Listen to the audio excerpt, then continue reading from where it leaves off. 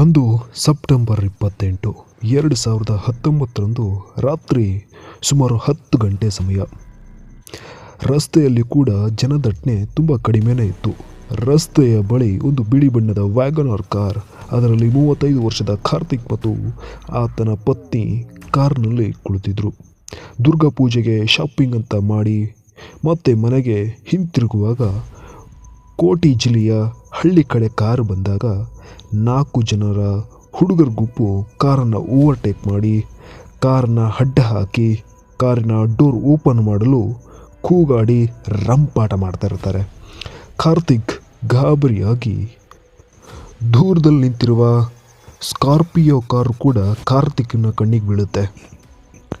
ಕಾರ್ತಿಕ್ ಕಾರ್ನಿಂದ ಇಳಿದ ಕೂಡಲೇ ಕಾರ್ತಿಕ್ಗೆ ಐರನ್ ರಾಡ್ನಿಂದ ತಲೆಗೆ ರಭಸವಾಗಿಯೇ ದಾಳಿ ಮಾಡ್ತಾರೆ. ಕಾರ್ತಿಕ್ ಸ್ಥಳದಲ್ಲಿಯೇ ಮೂರ್ಛೆ ಹೋಗ್ತಾನೆ. ಪತ್ನಿ ಎಷ್ಟೇ ಕೂಗಾಡಿ ಕಿರುಚಾಡಿದರೂ ಕೂಡ ಕಾರ್ತಿಕ್ಕಿನ ಸಹಾಯಕ್ಕೆ ಯಾರೊಬ್ಬರೂ ಕೂಡ ಬರೋದಿಲ್ಲ.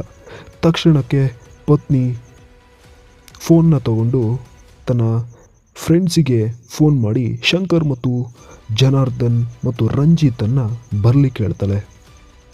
ಅಷ್ಟರೊಳಗಾಗಿ ಕಾರ್ತಿಕ್ಕಿನ ಬ್ಲಡ್ ವಿಪರೀತವಾಗಿ ಹರಿದು ಹೋಗ್ತಾ ಇರುತ್ತೆ. ಎಲ್ಲರೂ ಸೇರಿಕೊಂಡು ಕಾರ್ತಿಕನ್ನು ಹತ್ತಿರದ ಹಾಸ್ಪಿಟಲ್ಗೆ ಸೇರಿಸ್ತಾರೆ. ಅಷ್ಟರಲ್ಲಿ ಆತನ ಪ್ರಾಣ ಪಕ್ಷಿ ಆರೋಗಿತ್ತು. ಈ ಸುದ್ದಿ ಪೊಲೀಸರಿಗೆ ಗೊತ್ತಾಗತ್ತೆ.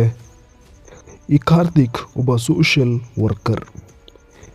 ಈತ ಸತ್ತಿರೋ ಸುದ್ದಿ ಕೇಳಿ ಜನ ಕೂಡ ವಿಪರೀತವಾಗಿ ಸೇರಿರ್ತಾರೆ. ಗಲಾಟೆ ಕೂಡ ಹೆಚ್ಚಾಗಿರುತ್ತೆ. ಪೊಲೀಸರಿಗೆ ಕಂಟ್ರೋಲ್ ಮಾಡೋದು ಕೂಡ ತುಂಬ ಕಷ್ಟ ಆಗಿರುತ್ತೆ. ಅಂದಾಗೆ ಈ ಕಾರ್ತಿಕ್ ಹೆಂಡತಿಯ ಹೆಸರು ಪ್ರೀತಿ. ನಂತರ ಅದೇ ರಾತ್ರಿ ಮೃತ ಕಾರ್ತಿಕ್ನ ತಂದೆ ಜನಾರ್ದನ್ ಕೇಸರಿ ಅವರ ಪತ್ರದ ಮೇರೆಗೆ ಪೊಲೀಸರು 302 FIR ಕೂಡ ದಾಖಲು ಮಾಡ್ತಾರೆ. ಎಷ್ಟೇ ಪೊಲೀಸರು ಹುಡುಕಿದ್ರೂ ಕೂಡ ಒಂದು ಸಣ್ಣ ಸುಳಿವು ಕೂಡ ಸಿಗೋದಿಲ್ಲ. ಇದಕ್ಕಂತಾನೆ ಹೇಳಿ ಸ್ಪೆಷಲ್ ಇನ್ವೆಸ್ಟಿಗೇಷನ್ ಕೂಡ ಟೀಮನ್ನು ರೆಡಿ ಮಾಡ್ತಾರೆ.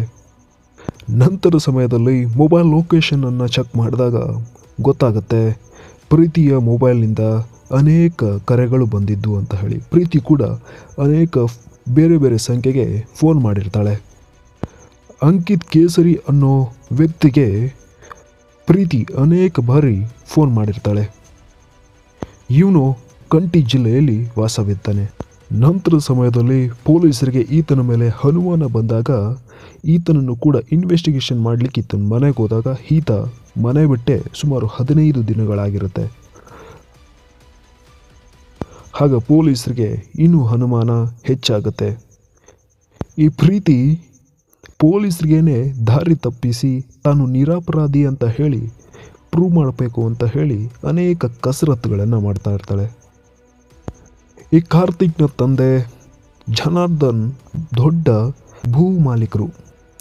ಇವರಿಗೆ 10,000 ಎಕರೆಯ ಭೂಮಿಯ ಜಮೀನ್ದಾರರು.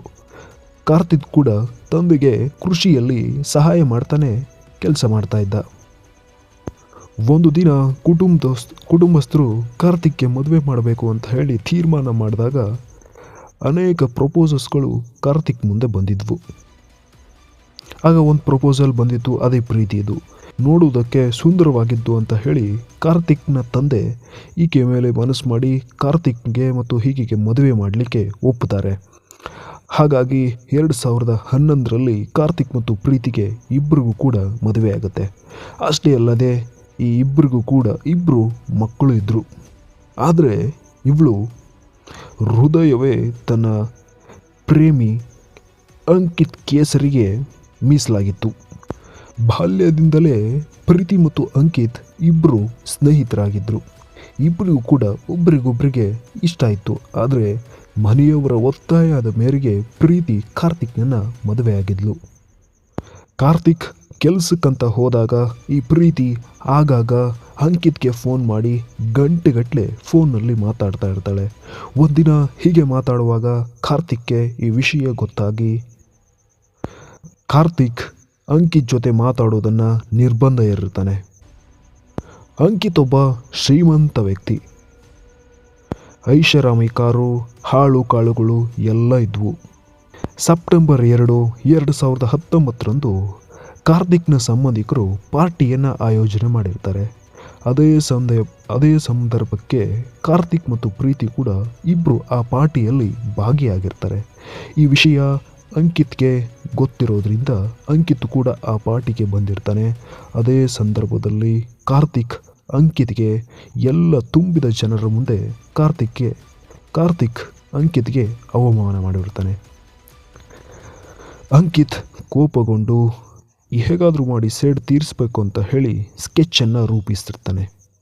ಒಂದು ದಿನ ಪ್ರೀತಿ ಫೋನ್ ಮಾಡಿ ದುರ್ಗಾ ಪೂಜೆಗೆ ಶಾಪಿಂಗ್ ಬರುವುದಾಗಿ ಅಂಕಿತ್ಗೆ ತಿಳಿಸಿರ್ತಾಳೆ. ಇದೇ ಸಂದರ್ಭಕ್ಕೆ ಕಾದು ಕುಳಿತಿದ್ದ ಅಂಕಿತ್ ಇದೇ ಸರಿಯಾದ ಸಮಯ ಅಂತ ಹೇಳಿ ಬರೋಬ್ಬರಿಯಾಗಿ ಸ್ಕೆಚ್ಚನ್ನು ರೆಡಿ ಮಾಡಿ ಕೂತಿರುವಾಗ ದುರ್ಗಾ ಪೂಜೆಯ ಶಾಪಿಂಗ್ ಮುಗಿಸಿ ರಾತ್ರಿ ಸಮಯ 8 ಗಂಟೆ ಹೊರಟಾಗ ಸರಿಯಾದ ಸಮಯಕ್ಕೆ ಬಂದು ಅಟ್ಯಾಕ್ ಮಾಡಿ ಕಾರ್ತಿಕ್ನನ್ನು ಫಿನಿಷ್ ಮಾಡ್ತಾರೆ.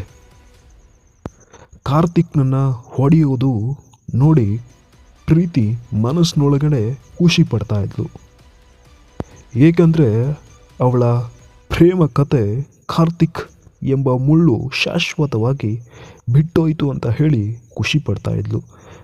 ಮತ್ತೊಂದೆಡೆ ಈಗ ಅಂಕಿತ್ ಒಂದಿಗೆ ನಾವಿಬ್ಬರು ಜಾಲಿಯಾಗಿ ಜೀವನ ಸಾಗಿಸ್ಬೋದು ಅಂತ ಹೇಳಿ ಪ್ರೀತಿ ಖುಷಿ ಪಡ್ತಾ ಇದ್ಲು.